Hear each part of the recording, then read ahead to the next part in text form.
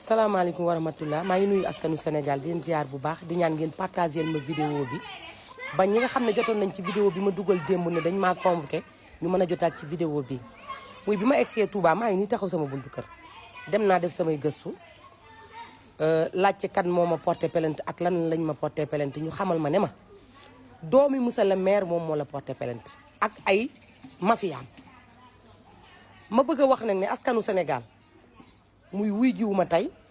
wuy jiwuma suba ndax man ki ma porté plainte aw maak moom wax ndax tudduma turam dénkuñu ko li nga xamante ne mooy mairie bu Touba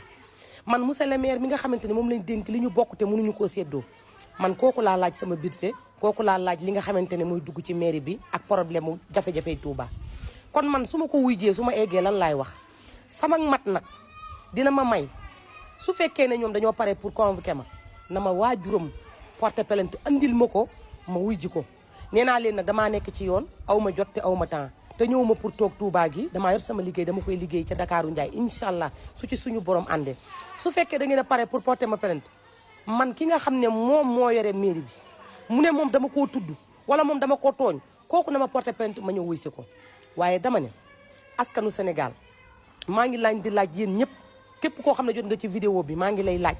ndax man ci samay dëgg laa nekk wala nekkuma ci samay dëgg muy tey dama ko musoon def benn bis am ko mos a saaga Ousmane Sonko ma dem porté ji ko plainte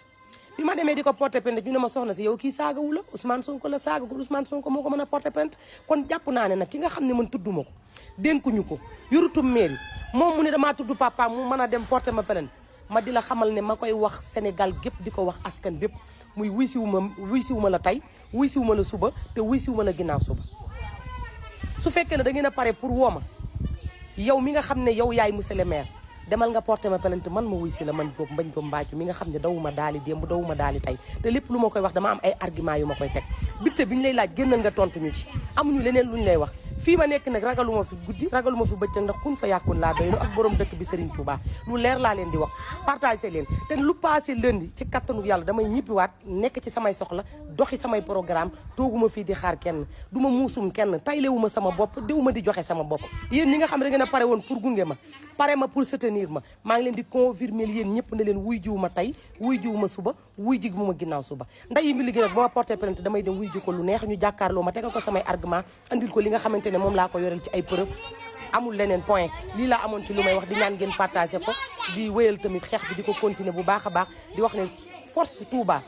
ñu jot suñu àq ak suñu yelleef li ñuy yóbbu wax ji fañ ko yóbbu eggu fa fañ ko bëgg mu egg fa eggu fa nit ñi nañuy àtte dëgg loolooy dëgg maa ngi sant ñëpp di gërëm ñëpp ñi nga xam ne ñi ngi ma doon woo